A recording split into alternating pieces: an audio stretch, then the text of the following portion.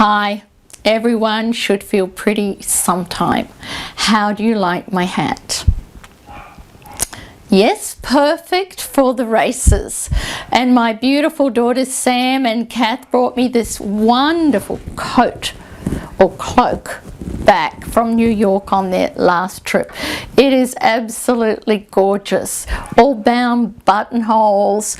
The detailing is absolutely beautiful, and I thought it went absolutely perfectly with this hat.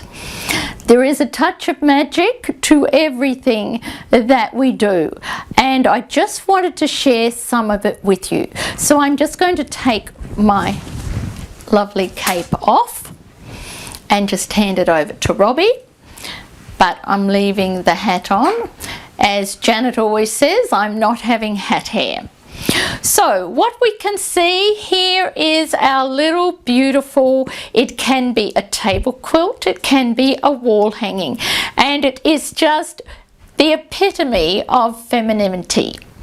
We have the wonderful Jenny join, because it's all put together with the Jenny join. The border is done the same way we did the border in When Dreams Flower, using the embroidered decoupage technique and cutting round the edge of the embroidered decoupage bows. We have crazy patchwork in the center, which has all the pieces, beautiful trims from Simon's Terrific Trims. All the designs I'm talking about, by the way, are incorporated in this design set, special edition. And then we have our wonderful crinkle magic flowers. I don't know if you noticed my hat. It has a gorgeous big crinkle magic flower on it, and that comes with our 3D embroidery magic. Now, as I have to use an iron for this, I want to show you the flowers first. So look at these gorgeous three-dimensional flowers. And you can see our lovely layered three-dimensional flowers that we have around here. And the one that I have in my hat actually is made up of individual petals. So what we need is crinkle magic. And it really is magic. And we have hooped that between two layers of a synthetic fabric. So we've got a chiffon, crinkle magic, and then we have organza at the back. And we've embroidered out our designs, and while they're still in the hoop, we use our wonderful little heat cutting tool, place it over a glass tile, and then we just heat cut it out. And do it quickly. It's just like tracing around it. And I should have done this side first as opposed to last. And anything that, this is our embroidered decoupage technique. And then you will see, I'm just going to turn this off because I don't need it anymore. You have a lovely big flower.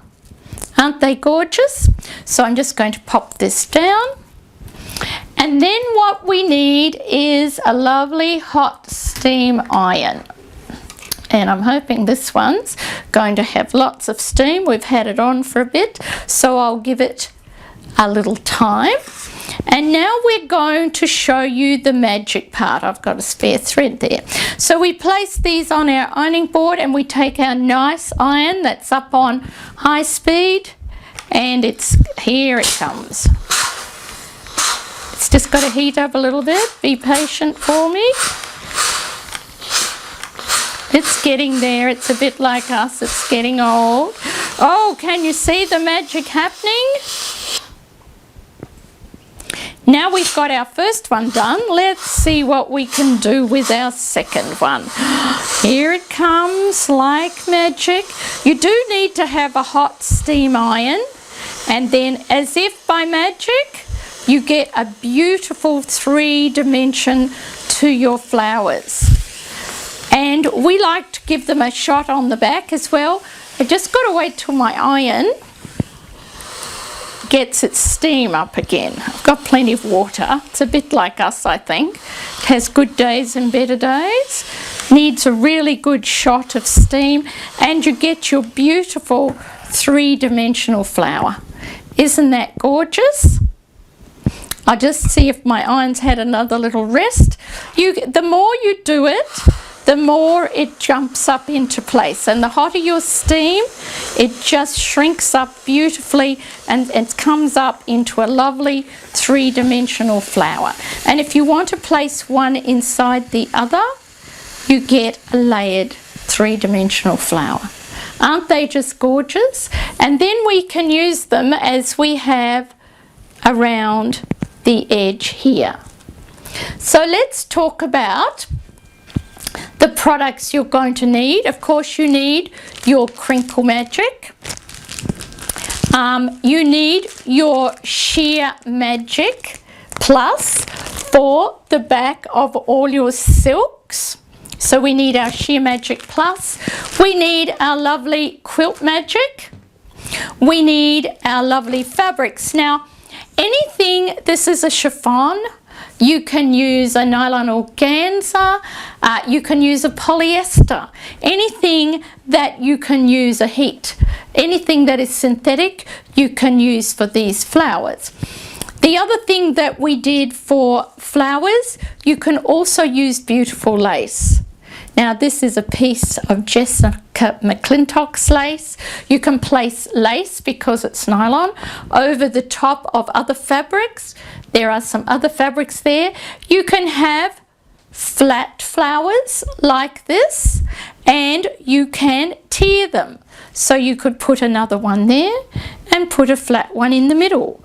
There are so many ideas that you can do with these few little designs, but if you love this technique, I know you'll want to purchase 3D embroidery magic as well. You're also going to need a wire-edged ribbon. This was a little bow that we just made out of some grosgrain ribbon, lots of sparkles and a little piece of tulle. We didn't have any of the lovely little striped organza ribbon left that we could show you, but we also used feathers. We've got a little bag of feathers here. You can see we've got little tufts of feathers, and these are all little decorative centers of brooches and beautiful beading. Again, we glued these on using our lovely Helmar's fabric glue, and the whole design was done this way. Now you can use all sorts of fabrics that you like, as I said, when you're doing your crazy patch in the middle. You can see here where Robbie's got lace over fabric, we've got a velour, we've got plain cream, we've got little patchwork fabrics, which I've got here, anything that's in the same tones. So you make your patchwork fabrics in any shape you like, joining them together in the traditional way. And then you can iron batting onto the back of your patchwork piece. Now, you just make a piece round about that size. On the CD, I feel pretty, you actually have a quarter of the oval, so you have an oval shape to cut out. But before you do all that, you need to put everything together. So once you've done all your patchwork piecing, you then may choose to use either embroidered decoupage flowers, as we have here, little tiny flowers. You can stitch little flowers directly onto the patchwork segments. You can use the lovely trims to cover the edges of the patchwork piecing. It really is fun. What you need to do is really play. These little Diamante bows came from a cheap bracelet I bought, and I just cut it to pieces. So once you have worked out what you want to do on that, you can put all this together and then cut out the oval for the center of your quilt. Now, the next thing you do is you need your quilted background. So what you do is you take your fabric and you cut a piece roughly the size that you want. You put your backing fabric on it, batting in between, and you put your silk on top. And then you do diagonal rows of straight stitching that are 1 inch apart. So you can see these are our quilting. So you have your whole piece of fabric quilted. You then add another piece of batting behind your oval, center it in this square, and then you do a zigzag stitch around the outside edge. I think you can just see down there. We did a zigzag stitch round the outside edge to hold our patchwork oval in place in the center. And then we actually came and stitched in the ditch with monofilament thread between the sections of our patchwork quilting to give it more dimension. So you probably would like to do that before you put your trims on and your little glittery bits, just to hold it in place. We always work backwards rather than forwards, and then tell you the right way how to do it. So now we have our oval, patchwork oval centered. We've quilted between each section. We've done decorative stitching, decorative braids, trims over the patchwork sections. It doesn't matter what your section shapes or anything like that is like. So then we cut our square to piecing size, and remember it's got its backing fabric on it, and we put it aside. Now the border is done with these little bows. Now these little bows are done using the embroidered decoupage technique, which means you put organza over batting is what we did in the hoop, and then these are actually appliqued. So, and you can see here that Robin has actually put lace over the top of a lovely piece of silk. And then when you've embroidered your bows out, you then come with your heat cutting tool and you heat cut all these out. Because the batting and organza are synthetic products, they will melt with the heat cutting tool, and you have all your bows. Now with everything we do, we think, how are we going to put this together now? So what we did was we spaced the bows out against on the edge of our border fabric. So your border fabric is double-sided and it's folded with batting between it. So you have your piece of fabric is twice this width folded, whoops, with the batting between it, and then you center a bow in one edge, which is here, and you equally space two on each side, and you do that on two sides. So you do this side and this side, or you can do the top and bottom. Then you join a cornerstone onto the bottom or top or whatever you're doing on each end, and again you have already put these on. And then you join it to this with the Jenny join for a lovely flat seam, and the last thing you do is come and put your bows on the corners so that they are all equal on each corner. Now you also will remember you still have your fabric at the edge here. I think I've got some green fabric here, and I'll just show you what you would have. So you would have your bows like this. There you are.